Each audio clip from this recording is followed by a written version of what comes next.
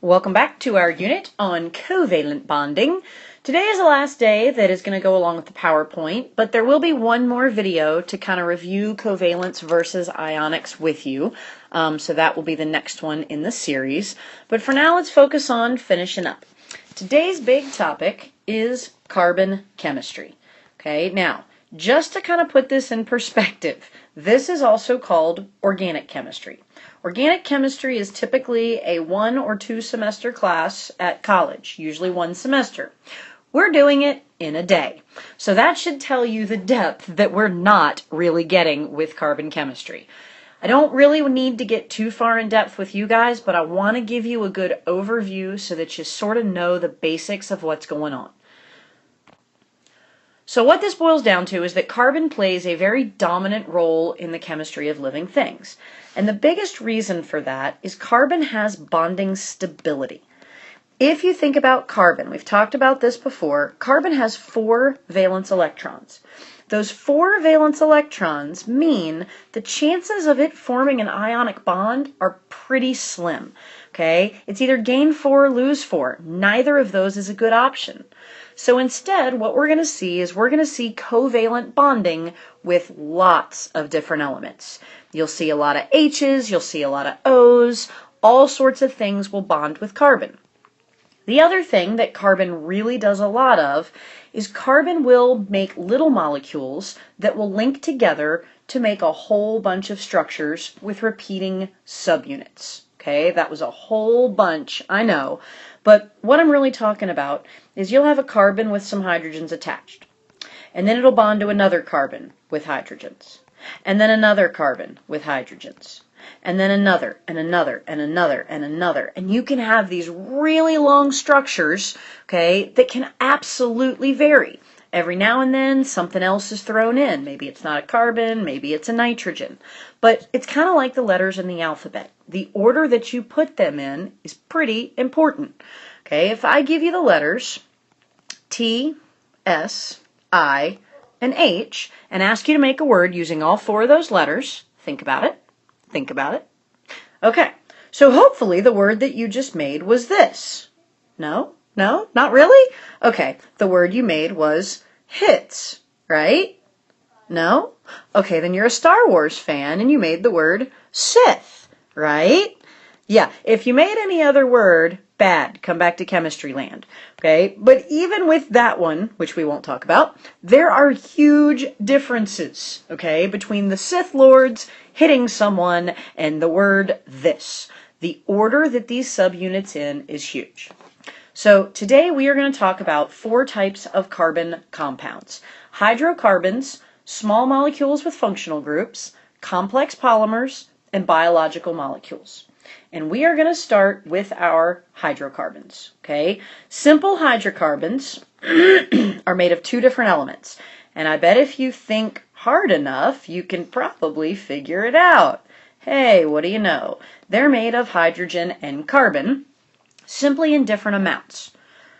What I'm going to put up here next is a picture, or a chart of the various hydrocarbons. Forgive me for the photo quality. Yes, this is totally a screenshot off of my computer and you're looking at the PowerPoint, but it works. These are the simple hydrocarbons, okay? If there is 1 carbon atom, all right, we use the root word meth, and so the name of it is methane. That's CH4. Okay, that's a carbon with 4 hydrogens attached to it. If there are 2 carbons, okay, so I'm going to do this one down here at the bottom, and it's covered in hydrogens, okay, that 2 carbon chain is called ethane. 3 is propane, 4 is butane, 5 is pentane, 6 is hexane, heptane, octane, nonane, and decane. Okay, so there's a couple different things I want to point out about these. One is there are ones that are known as petrochemicals. Okay, you guys are probably familiar with propane, butane, and octane. And hopefully you're familiar with all of them as fuel. We burn them. Okay, butane is in lighters. Propane, you may have a tank at your house. Octane, you hear about gasoline in cars. So that's one thing to definitely notice. The other thing I want you to notice is this notation right here with structure. Okay, and I'm going to switch slides, but I'll come back. CH4 is pretty easy. I can totally understand CH4. But when I look at the next one, I see CH3, CH3. That's a little bit confusing. It's hard to understand what's going on. So this is CH3, CH3. Because if you look carefully at this molecule, I have a carbon bound to 3 hydrogens right there, and then another carbon bound to 3 hydrogens. So instead of drawing the whole thing out every time, it's notated CH3, that's this part, CH3, that's this part. As you get bigger, it's the same idea. Okay, if we look at propane, propane has got 3 carbons in a row. And again, in this case, everything is single bonded, so it's covered in hydrogens. Remember, we're just talking about hydrocarbons right now. So instead of writing this out every time, we look at the 3 different sections with carbon. And so we would write CH3, because there's 1, 2, 3 hydrogens, and that's connected to CH2, there's 1, 2 hydrogens, and that's connected to CH3. Okay, so this is a pattern you see a lot in this chart. You also see as you get bigger, then rather than writing the whole thing out, they tell you the middle section has 3 of those little CH2 units. Okay, but that's what that notation means. That's something that you're going to see a lot of. The other thing that I want to mention with hydrocarbons is this idea of saturation. If something is saturated, it's soaked, it's full. Okay, so whether or not it's saturated with hydrogens will completely affect its shape and reactivity. In biology, you guys should have learned about saturated and unsaturated fats. Saturated fats are full of hydrogen molecules, okay? So they are literally holding as many of these hydrogens as they possibly can. All right, so there's all those guys. Let me change him. Okay, this guy right here is saturated. So in a saturated fat, what we see is this very brick-like molecule. Everything is on the straight and narrow.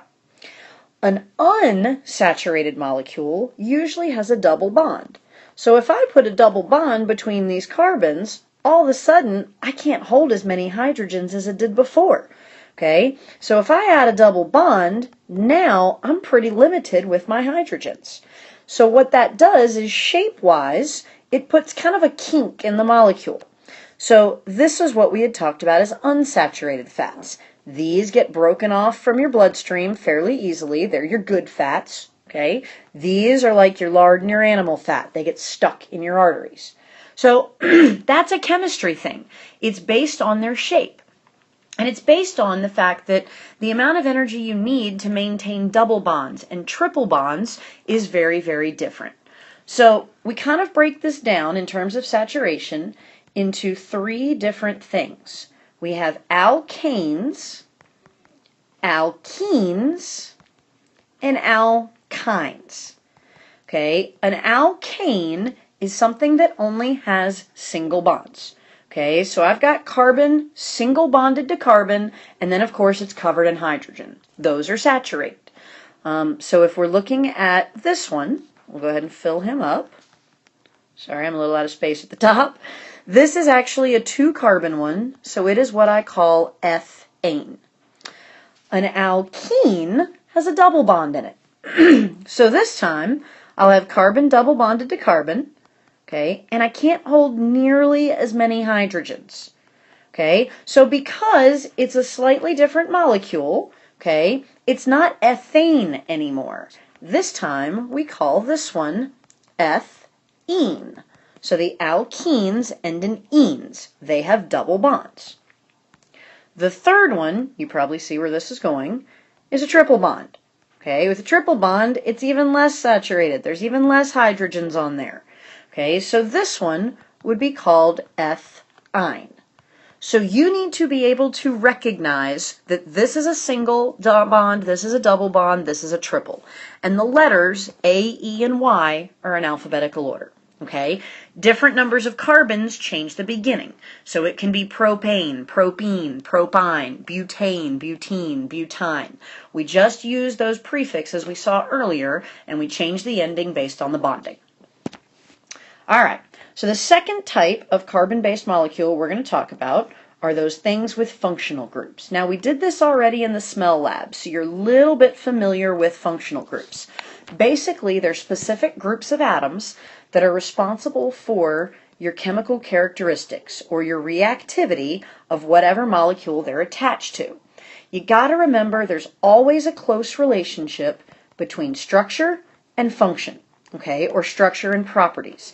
Aspirin, vitamins, insulin, believe it or not, they're basically made of the same things, okay, carbon, hydrogen, oxygen.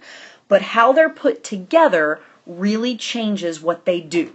Okay, taking aspirin is not going to help you if you have a vitamin deficiency, all right? Even though they're made of the same things, it really matters how they're put together. So some of the functional groups that we saw before, all right, we saw that OH group, all right? That's a hydroxyl or an alcohol group. Other ones, you'll see a carbon double bonded to an O. That's a carbonyl. A third one, so there's one, there's two. A third one is called a carboxyl group. You have a carbon double bonded to an O, and then you have an O and an H over here. Sometimes they're separated with that line. Other times you'll see them all together. Another one is called an amino group. Okay, that's when you've got a nitrogen with some hydrogens attached to it. And then every now and then you'll see another one with sulfur. The big point of these functional groups is for you to first of all know that they are totally responsible for the chemical characteristics of a model. And two, if you look at an atom, you need to be able to recognize the functional group on it. Okay, so if I gave you this big long string of carbon, okay, and there's H's and H's and H's and just H's everywhere, okay, and then you look at it and wait a second, there's something different.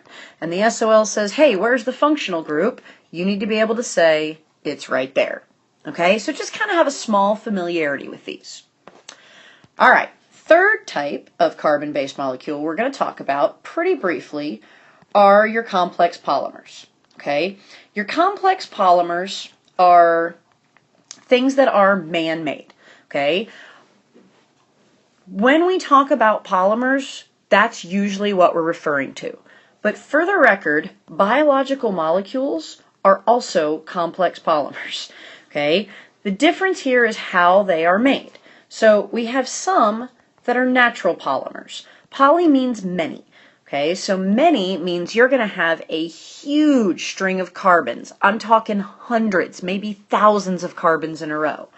So the ones that are naturally made, your proteins, okay, your nucleic acids like DNA.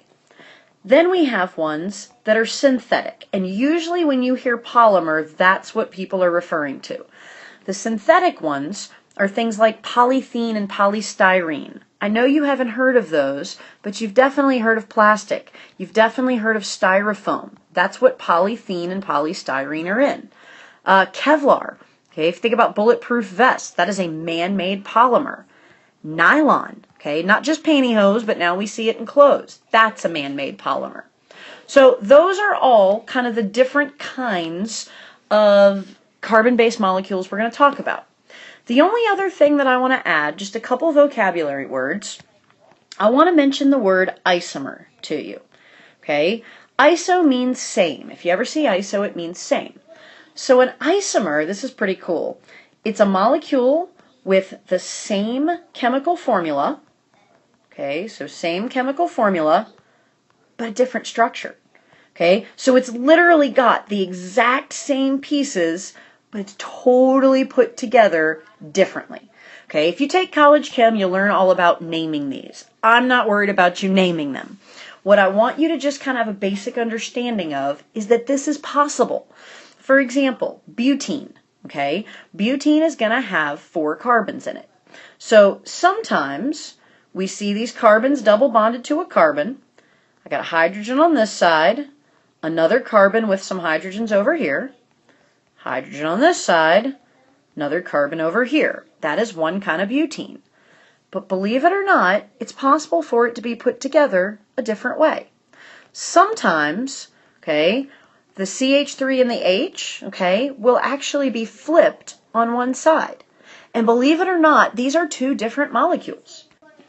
And they can even have slightly different properties. So whether or not, the H's are on one side or the H's are diagonal, That really makes it slightly different.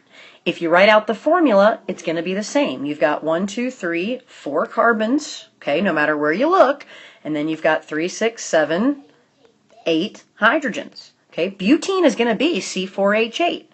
But these two things both have that formula. So that's the idea of an isomer. Okay, same formula, same parts, but putting them together differently allows some changes. The other word, and the last word that I want you to know, is the word allotropy.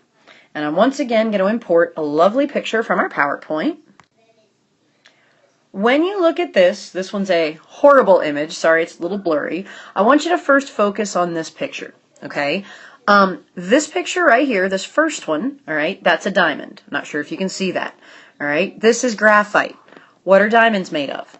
Carbon. What's graphite made of? Carbon. But clearly, they are very different. Okay, if somebody gives you a graphite ring, I don't think you're going to marry them. I think you're going to be a little upset. On the flip side, if a teacher hands you a pencil with a diamond in it, you're probably going to be, well, freaked out and hopefully happy at the same time. That's what allotropy is. It's the property of some elements that allow them to exist in different forms based on how they're put together. So the carbon in diamonds is put together like that. Cool little weird grid. In graphite, it's kind of these more flat sheets that are all piled up. And if you think about a pencil, if you ever looked really close at a pencil, you can appreciate that. This is one of the coolest things going right now. This is something called graphene, and you are actually looking at a picture of it right here. Every one of those dots is a carbon atom. Graphene is a single sheet of carbon atoms. It is flexible, it is crazy lightweight, but it is tough. They are looking at it for body armor. They're looking at it for bulletproof. They're looking for it for all sorts of things. Because even the body armor they have now has still got some weight to it. This stuff is 1 atom thick. You could sew it into your clothes and never know it was there. That's how amazing this is. And that's allotropy. It's the ability of an element, like carbon, to exist in all these different forms, okay, with very different properties. So, you've got a good grasp now on carbon chemistry. Hopefully you've got a good grasp on the rest of covalent bonding. I'll post one more video coming up with this chapter, and it'll be a different night I put it up, but it will help you review ionics and covalents to get ready for your test that covers both.